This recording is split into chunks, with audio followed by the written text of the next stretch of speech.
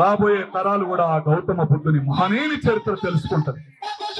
ఎక్కడో కొంతమంది గరికపాటి లాంటి వ్యక్తులు గౌతమ బుద్ధుడు వచ్చినాకనే రాజ్యాలంతా పిరికి వాళ్ళుగా మారారు, రాజులందరూ రాజ్యాలను వదిలేశారు, బౌద్ధ మతాన్ని స్వీకరించారని చెప్తుంటారు. కాదు గరికపాటి గారు, గౌతమ బుద్ధుని సిద్ధాంతాలు అనుసరించిన ఏ రాజ్యం పిరికి రాజ్యంగా లేదు. ఏ రాజ్యం కూడా రాజ్యాన్ని ఆక్రమించుకోలేదు, ఆక్రమణకు గురి కాలేదు.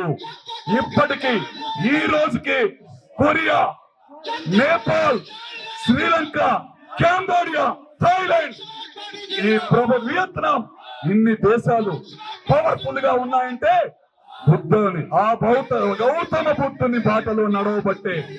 ఇంకొకసారి గౌతమ బుద్ధుడు పిరికివాడు, రాజ్యాన్ని వదిలిపెట్టిపోయాడు, చిన్న పిల్లవాడిని రాహుల్ని వదిలిపెట్టిపోయాడు, యశోధర్ని వదిలిపెట్టిపోయాడు అంటున్నారే. ఈ సినిమాలో మన వర్రా గోవర్ధన్ గారు రాసిన కథలోంచి, ఆ డైలాగులోంచి ఒకటి మేము చెప్తున్నాం. రాజ్యానికి తిరిగి వస్తున్నప్పుడు ఋషిగా మహనీయుడిగా మారి కపిలవస్తు రాజ్యానికి వస్తున్నప్పుడు ప్రజలందరూ స్వాగతం చెప్తుంటే యశోద చెప్తుంది, నా భర్త రాజ్యానికి వస్తున్నాడు, శాక్యసింహం మళ్ళా రాజ్యంలో అడుగు పెడుతుంది, ఆయనకి అసాధారణ తీర్చిలో కాదు, సాధారణంగా కాదు, ఊహకందని విధంగా స్వాగతం చెప్పండి, దేశమంతా రాజ్యమంతా దీపాలు వెలిగించండి, మందులు కాల్చండి, ప్రపంచానికి ఒక మెసేజ్ ఇవ్వండి అని వేసిన రోజే దీపావళి పండగ వచ్చింది. ఆ దీపావళి పండగ కారణం కపిలవస్తు రాజ్యంలో ఆ రోజు బుద్ధ భగవానుడు అడుగు పెట్టడమేను.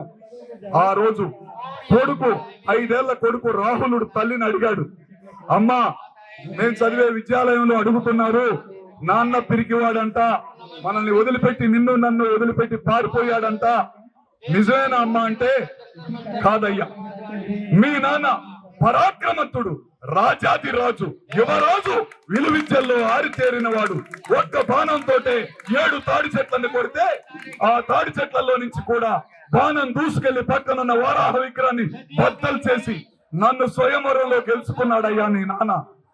మీ నాన్నని ఎవడన్నా పిరికివాడంటే, కాదు, శాక్య సింహం అని చెప్పండి, సింహానికే సింహం అని చెప్పండి, రాజులకే రాజు అని చెప్పండి అని చెప్పే గొప్ప డైలాగులు ఈ చిత్రం ద్వారా ప్రజలకి అందిస్తున్నాం. ఆయన పరాక్రమాన్నే కాదు, ఆయన గొప్పతనాన్నే కాదు, ఆయన మంచితనాన్ని, ప్రేమను, త్యాగాన్ని కూడా ప్రజలకి అందించబోతున్నాం. ఇంత ఒక చరిత్ర మరిచిపోయిన మరుగు చేయబడ్డ కార్యక్రమాల్ని ప్రజలకి అందిస్తున్నాం. Thank you. ప్రకటించాలి బుద్ధ జయంతిని నేషనల్ హాలిడేగా, ప్రకటించాలి బుద్ధ జయంతిని నేషనల్ హాలిడేగా, ప్రకటించాలి బుద్ధ జయంతిని సంపూర్ణమైన నేషనల్ హాలిడేగా. Thank you.